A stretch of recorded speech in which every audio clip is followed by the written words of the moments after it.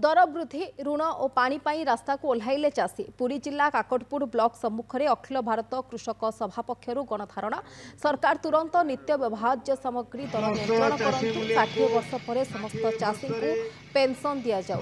भाग चाषी को आईनगत ग्यारंटी मिलू आ समस्त चाषी कृषि ऋण छाड़ करा जाऊ। एही दाबी रे चाषी विक्षोभ करिसेंती। ब्लॉक अधिकारी को दाबीपत्र प्रदान करिसेंती।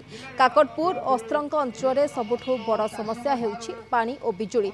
खरा दिन में काकटपुर अस्त्रंग केनाल रे नियमित पानी छड़ा जाऊ। चाष काम पाई प्रति चाषी को 200 यूनिट पर्यंत मागणा बिजुली जोगाई दिया जाऊ। जदि 15 दिन मध्य दाबी पूरण न हुए तेबे जिलाव्यापी आंदोलन आहुरी उग्र हेबो बोली चेतावनी दैछन्ति।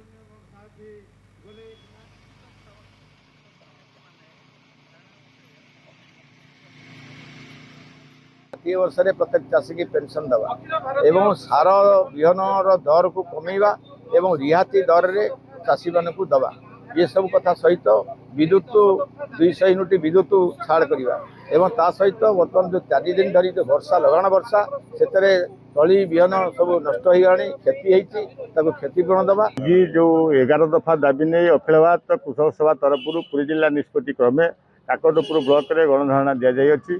यही गणधारणा रे 11 दफा दाबी अच्छी। जो मुख्य दाबी होची जो वर्तमान जो क्षय क्षति होती तली धान तली ताकू क्षतिपूरण दाबी एवं दर दाम वृद्धि रोकवाई दाबी अच्छी एवं प्रति चाषी को 200 यूनिट विद्युत छाड़ करने दाबी अच्छी। गोटे बस्तार सार दाम 3000 टका ग्रुमर जोटा कि आर वर्ष 1700 टकर चाषी किणुला ए वर्ष हूँ 3000 टका।